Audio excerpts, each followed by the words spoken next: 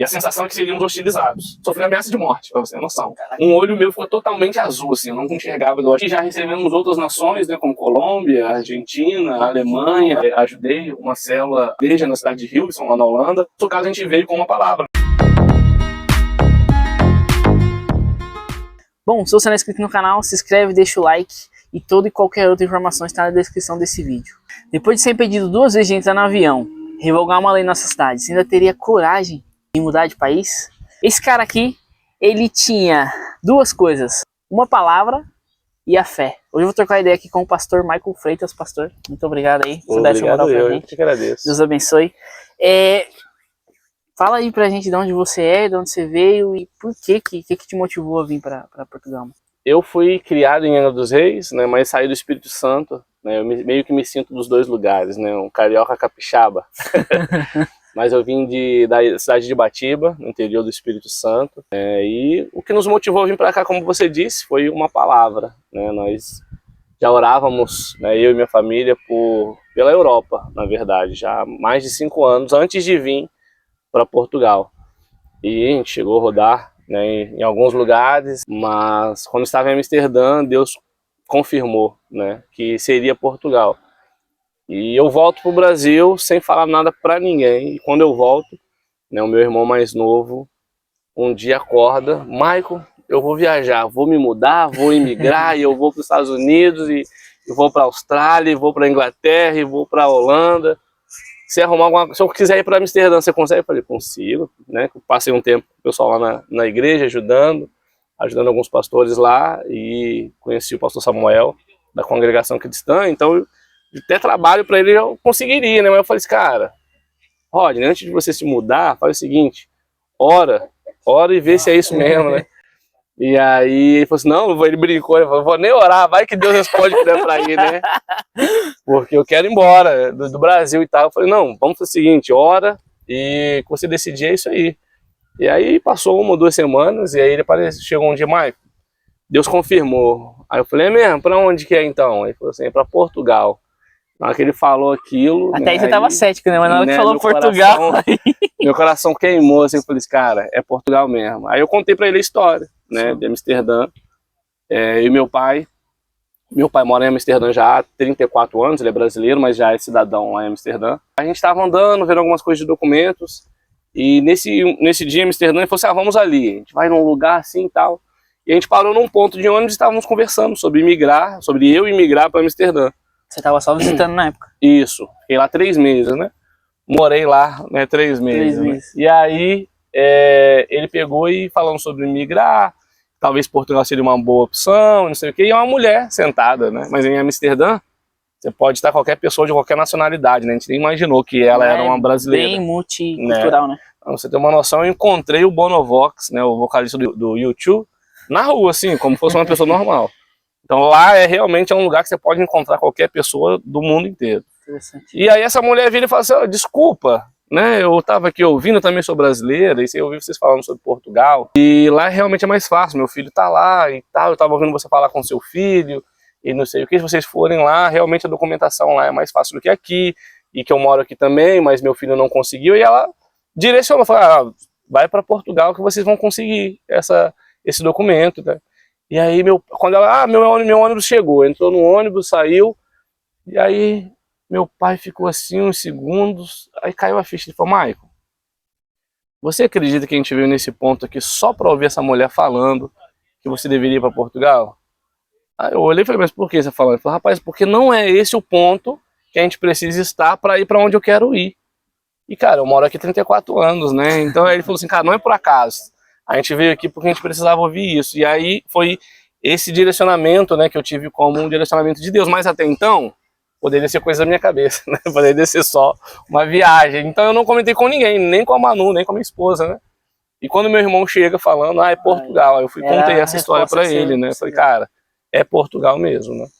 Então ele veio 2 anos antes de mim e preparou, né, o ambiente, preparou o caminho, né? Porque o nosso propósito de migrar, né, o nosso foco em migrar, no nosso caso, não foi por um emprego melhor, não foi por uma condição de vida melhor, não foi para ganhar em euro, né, não foi pela escola, não foi nada disso. nenhum problema para quem vem, né, para cá. Se você está querendo vir para cá, nenhum problema em você vir. Mas no nosso caso a gente veio com uma palavra, né? A gente se preparou há alguns anos, né, para sairmos da nossa cidade como missionários, né? Essa é a palavra que nós carregamos, né? Então a gente veio para cá para plantar uma igreja, né? Então quando meu irmão veio, ele já veio com a direção muito clara, né? Ele veio e já esclarecido para a igreja. Já tinha um propósito ali de quando ele chegasse aqui, ele tinha que fazer. Exato, ele falou, ó, eu vou chegar lá e em 6 meses que eu estiver lá, vou começar a célula. E, né, na nossa igreja até algumas pessoas ficaram meio assim, meio céticas. E em 6 meses realmente começou a célula, né? Então quando a gente chega em Portugal, a célula já estava funcionando, né, na casa do meu irmão, né? Então na sala do meu irmão já funcionava a célula da nossa igreja, já tinha 8 irmãos ali caminhando, né, na altura. Só para voltar lá no início. Então você já tinha, quando você estava no Brasil ainda, você já era pastor? Sim. De uma igreja? Eu era co-pastor, né? Tem o meu pastor que nos enviou para cá, ele é o pastor presidente, exatamente. Vamos assim, e eu era o pastor auxiliar junto com ele lá, nessa cidade de Ibatiba. Em cidade de Ibatiba. E aí, pronto, você foi, conforme essa palavra foi, você foi deixando o tempo passar, como foi que você pensou, a hora de eu ir para Portugal? Então, na verdade, a resposta, né, ficou clara. A gente, né, quando a gente caminha com Deus, a gente sabe que a gente não precisa se perturbar muito, né? Sim, eu tinha a paz.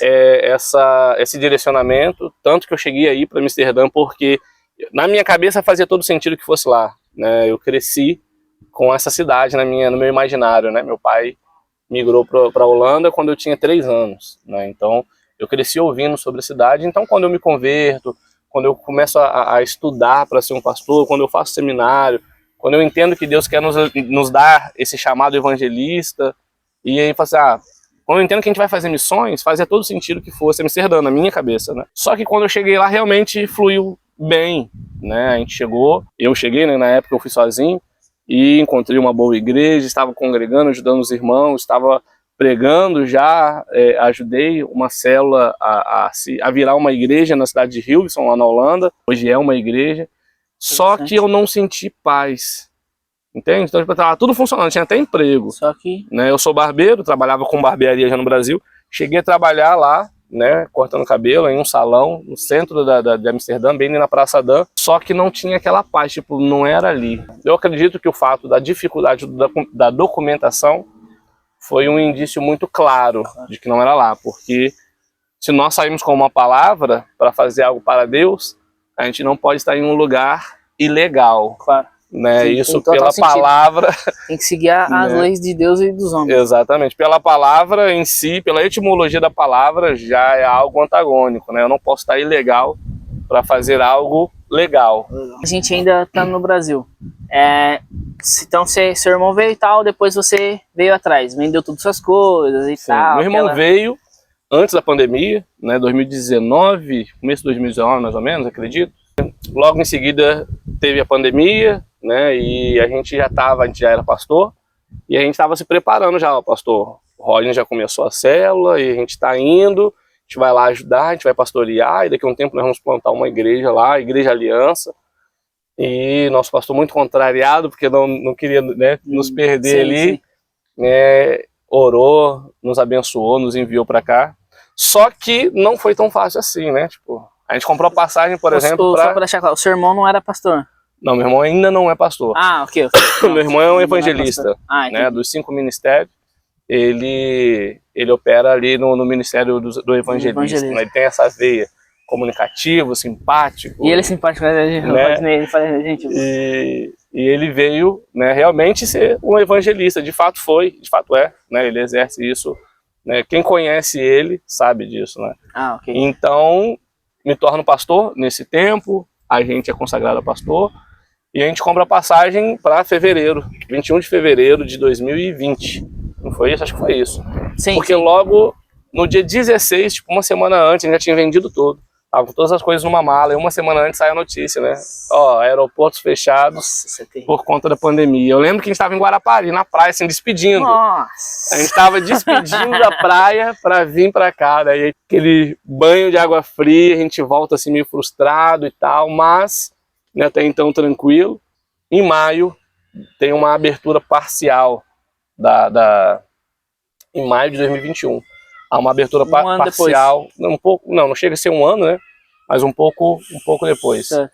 Há uma abertura parcial dos aeroportos, e aí a gente pega as nossas coisas, que estavam em 3 malas, uma mala minha, uma mala da minha esposa e uma mala do meu filho, e a gente vai para São Paulo.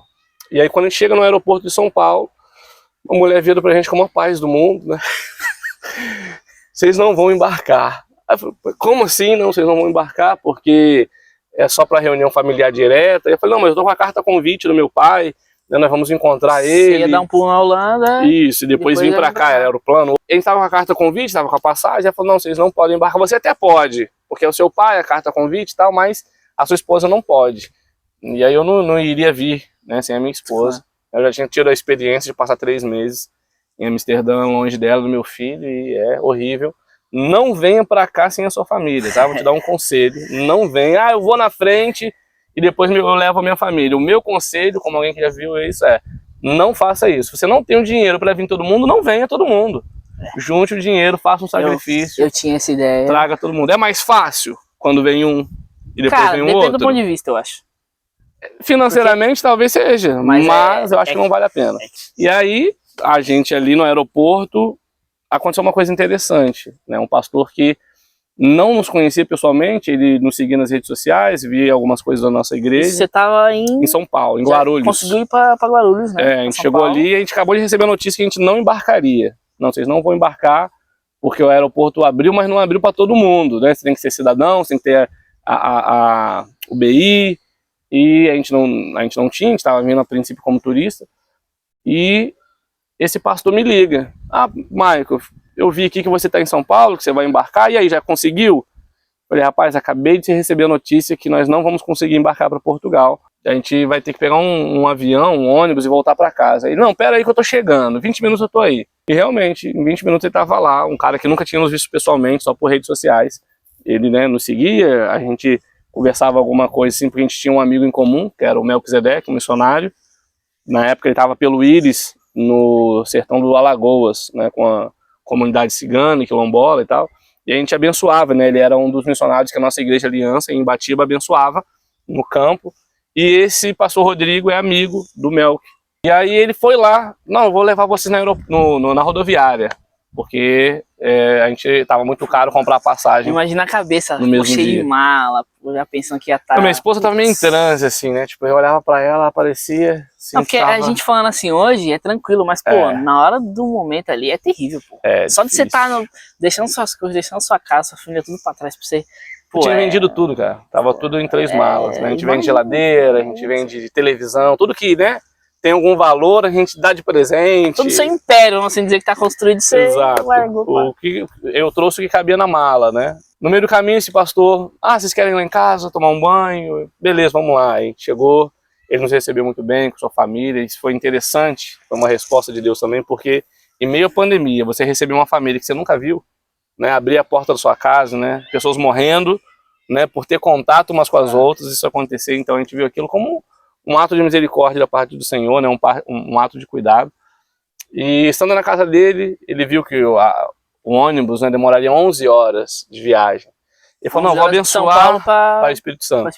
Eu vou abençoar vocês, eu vou comprar passagem de avião de volta. E a gente ficou assim, né, beleza, aí dormimos em São Paulo. No dia seguinte fomos comprar a passagem, o aeroporto do Espírito Santo estava fechado. Entrou em bandeira roxa. Ele tá maluco.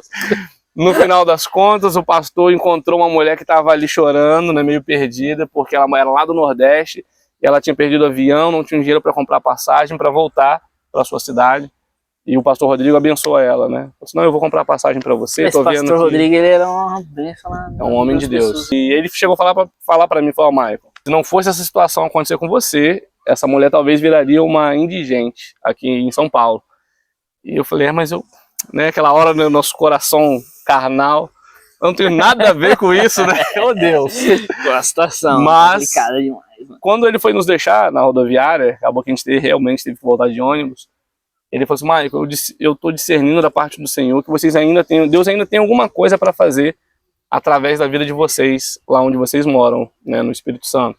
E quando a gente volta, realmente teve algumas coisas assim, né, pra gente resolver, vamos dizer assim, para Deus nos usar para resolver, né, nós não fizemos nada. E entre todas, né, a gente teve algumas coisas, né? A gente ajudou alguns irmãos, né, da liderança a apaziguar alguns desentendimentos. Nós ajudamos um casal que estava prestes a separar, né? Nós ajudamos ali no reconciliamento deles. Hoje eles casaram, né? Acabou de nascer a filhinha deles, né? Estão uma família abençoada. E mais, acho que o que realmente a gente teve como confirmação de que se a gente não fosse a gente, não seria outra pessoa, foi uma pauta LGBTQIA+, eu não sei, talvez esse vídeo vai até cair por causa disso.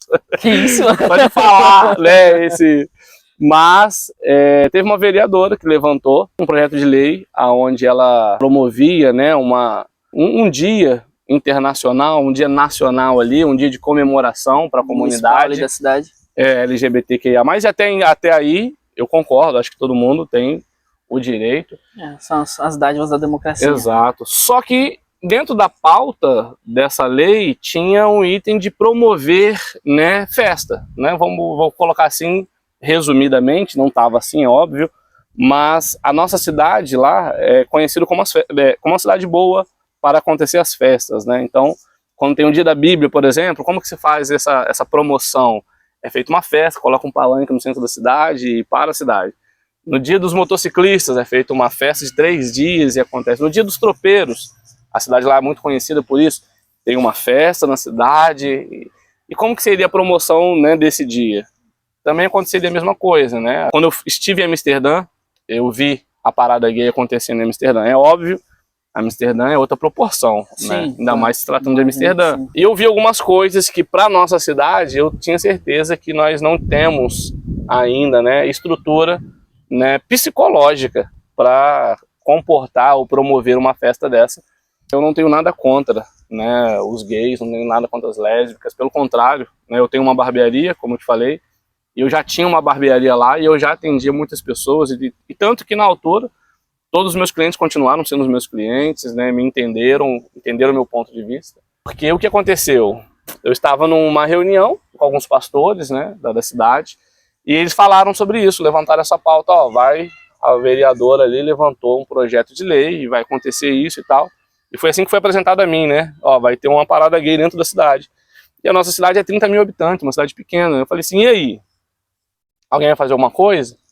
E aí ninguém ia fazer nada, né? Os pastores, não, que isso é complicado, né, hoje em dia, tava naquela época ali, né, o país bem polarizado, Bolsonaro, Lula, esquerda, direita, então tava todo mundo com medo, essa é a verdade, tava todo mundo com medo de tocar nessa pauta. E aí eu fiquei, né, tranquilo, orei, eu me senti impedido a fazer alguma coisa, ainda não sabia o que fazer, né, conversei com o meu pastor, falei, ó, tô pensando em fazer um vídeo, colocar aqui em alguns grupos aí, WhatsApp da igreja, né, postar talvez no Instagram aqui e ver o que acontece, para ver se algum dos eleitores chega nela e fala, ó, a gente tá uma cidade pequena, uma cidade conservadora, você não acha que é muito, né? Acho que ainda não é o tempo você colocar esse projeto de lei. A minha intenção era essa. Na altura você era um cara já meio que conhecido? Você era pastor, eu já era pastor numa cidade onde eu tinha sido o pior dos piores, né? Na verdade, até a nossa própria volta... antigamente, exato, não era muito bom. Não, eu era um prostituto, né? Vamos dizer assim, bem leve. Né? Mas eu era uma cidade onde eu usei drogas na minha infância, né? Na minha juventude, né? Onde eu ia para muitas festas, onde eu fazia badernas, né? Eu era um jovem inconsequente. Discurso, era um jovem inconsequente, né? Resumindo bem. E todo mundo me conhecia por esse passado. E quando eu volto para essa cidade, eu já volto como pastor. Né, eu já volto como seminarista, né, eu já chego na Igreja Aliança, eu já assumo um cargo de liderança, né, na igreja, começo a pastorear os jovens, e a gente foi, né, passando em alguns setores da igreja, e quando isso acontece, né, eu já era pastor, né, as pessoas já me conheciam, né, minha família é uma família que já mora ali desde sempre. Mas eu acho que isso nem teve tanta relevância, assim, eu acho que o problema mesmo foi a pauta e a época, né, a época ali as pessoas estavam muito... a flor da pele, né? Sim, tava tudo muito à flor da pele. Foi um momento, foi um pouquinho antes da política até, né? Da troca de governo, então tava tudo muito aflorado ali, que eu acho super errado, né? Eu acho que tanto de direita quanto de esquerda são pessoas, né? Tem os seus direitos e seus deveres, né? E eu, como um cristão, e aqui o ponto não é de direita, esquerda, Sim. homem, mulher, não, o ponto é, eu como um cristão, eu entendi, eu percebi que eu precisava defender os meus valores. E no meu vídeo o que eu falava era isso, ó, eu acho que a nossa cidade não está pronta, né, para isso. Né? Como eu vou explicar para o meu filho, sabe, passar por isso? Eu enviei crendo que aquilo, sei lá, rodaria dentro de umas 100 pessoas, em alguns grupos de algumas igrejas, e que alguém chegaria nela e falaria, ô minha amiga, você não acha que é melhor tirar esse projeto de lei, né? Nós somos conservadores, uma cidade muito pequena e tal. E a Globo da cidade chegou a ligar para a cidade, para a Câmara dos Vereadores. Cara, fez uma revolução, velho. Que negócio é esse de um pastor conclamando a igreja para se opor à pauta LGBTQIA+. E na época, o presidente da Câmara dos Vereadores era meu cliente na barbearia. E aí ele falou, ó, é verdade, aconteceu mesmo, porém a cidade está do lado dele. E eu acho que foi por isso que a Globo não bateu na minha casa no dia seguinte, né? É a Globo do Estado, é a Gazeta, né? Mas chegaram a ligar e ele me falou, ó, Maicon, ligaram, estavam querendo aí de vir te entrevistar e querer saber o porquê você está se opondo a esse projeto de lei e tal. Mas eu expliquei que nós estamos do seu lado e tal, e aí eles não quiseram vir, mas não parou por aí, né? Infelizmente, né? Teve uma militância ali, e aí postaram a minha página, né? Em páginas de esquerda, falando, vamos lá, vamos perseguir, vamos derrubar a conta. Eu cheguei a sofrer ameaça de morte, para você ter noção. Caraca, mano. Simplesmente por defender a minha fé, vamos dizer assim, né? E no vídeo não tinha nada demais, eu falei, ó, eu tô aqui como pai, tô aqui como um cristão, não falei que eu sou pastor, não me identifiquei como pastor, não me identifiquei como de direita, não, eu falei, ó, estamos aqui, eu acho que é muito, né, conversa aí com a vereadora, né, foi algo simples na minha cabeça, né, mas para militância não foi. Naquele meio tempo, ameaça de morte, postagem e mensagens, e pessoas indo na igreja, e isso foi interessante, porque a gente recebeu alguns gays na nossa igreja naquele tempo, e a sensação é que seríamos hostilizados, mas pelo contrário, eles chegavam, eu quero conversar com o pastor no final do culto, e aí chegava lá, Maicon, me explica melhor, né, por que disso? Interessantíssimo, né? E aí eu fui falar, cara, eu sou um pai, né, eu sou um pastor, né, eu aceito você, mas eu não concordo com o seu pecado, né, com as práticas pecaminosas. Você pode até pecar, a verdade é essa, você não pode querer impor isso sobre uma sociedade que não está contente com isso. E as pessoas, né, e esses homens que estavam ali, começaram a demonstrar uma certa admiração. Talvez eles não tiveram essa referência paterna, porque eu sempre me identifiquei assim, como um pai. Algumas pessoas voltaram no tempo que eu estava lá, hoje eu não sei se eles ainda estão indo, mas a questão é que, entre mortos e feridos, salvaram-se todos, né? Logo em seguida, a gente eu lancei o vídeo no sábado, na segunda-feira a vereadora tirou a pauta de lei e era só isso, né? Não precisava de muito. O vídeo virou bem porque foi 2 dias aí. Exato. Não, na verdade não ficou 2 dias, eu fiquei nessa cidade, na cidade de Batiba ainda mais alguns meses, uns 2, 3 meses, e essa perseguição ficou durante esse tempo. Quando eu vim abrir as fronteiras, e eu vim para Portugal. Dessa vez a gente meio que conseguiu, porque quando a gente chegou foi interessante. Quando a gente chega em Guarulhos de novo agora, para vir embora, a mesma mulher estava assim distante, eu falei, não, eu vou no outro guichê aqui, né, porque ó, eu reconheço aquela mulher, ela não deixou eu entrar. E aí eu apresento ali nas passagens, aí a mulher olha para mim e fala, não, você não vai embarcar. Aí eu falei, como assim? Por que não vai? Segunda vez. Aí eu falei, mas por que não vai? Ah, não, porque você não tem todas as vacinas. Mas você não tem todas aqui, eu acho que você não vai poder ir. Eu falei, não, mas não tem nada a ver, eu acabei de ver o projeto de lei, tive que mostrar um print pra ela. Isso 1 ano depois. Exatamente, 1 ano depois. Aí ela falou assim, não pode, quer ver, eu vou até chamar minha supervisora. Aí chamou quem? A mesma mulher que não deixou a gente embarcar. E aí ela chega, olha e fala, vocês realmente não podem embarcar, porque vocês não têm todas as picadas aí. Assim. E aí a gente ficou assim meio em transe. E aí quem liga pra gente? O pastor Rodrigo. Outra vez? De novo. Mike, e aí? Deu certo? Conseguiu embarcar? Eu falei, cara, a gente não vai conseguir embarcar de novo. Ele falou assim, não, cara, vai sim, eu tava orando aqui e Deus falou comigo que vocês vão. Eu falei, não, cara, mas a mulher acabou de falar comigo que a gente não vai embarcar. Caraca, velho. E aí ele falou assim, não, mas Mike, você não tá entendendo, eu estava orando e Deus falou comigo que vocês vão embarcar. Então vamos orar agradecendo? Eu falei, vamos lá. Vamos, né?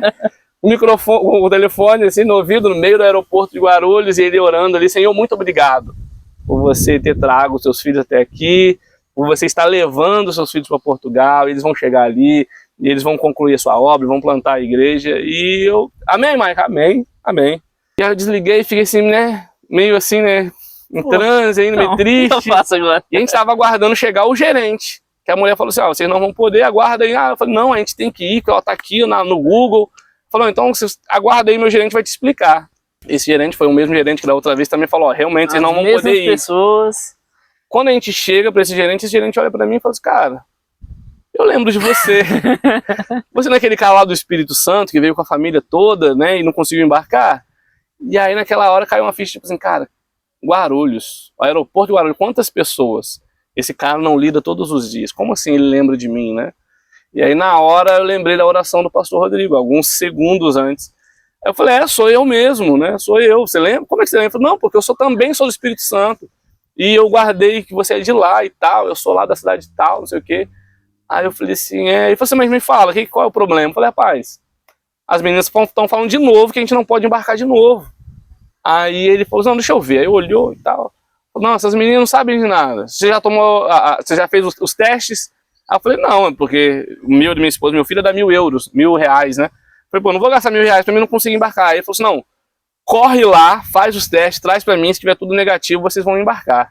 Cara, naquela hora, me deu um pico de adrenalina que eu fiquei cego, assim, do olho direito, assim, sério. Não tem, sério? Não tem quando você fecha o olho, assim, fica aquelas formigação azul? Um olho meu ficou totalmente azul, assim, eu não enxergava do olho, acho que do olho direito, assim. Mas isso foi o que? Foi a reação? Acho que ele foi o nervosismo, o estresse, sabe? Tem alguns minutos entre fazer o teste, tinha 1 hora para sair o teste, fazer o check-in, embarcar e ir para o avião, tava chegando perto da hora já, eu acho que foi estresse. Eu fiquei cego de um olho, assim, e só parou quando eu tava já do lado de dentro, já esperando para embarcar. Mas, depois disso tudo, caraca, os testes tinham que dar negativo. Isso é só pra... Eu tô no Brasil ainda, é só pra vir pra cá. Verdade. Isso entendeu? Só pra entrar no avião pra vir pra Portugal. Exatamente, foi uma luta, foi uma saga. E aí, depois de tudo isso, né, a gente consegue embarcar.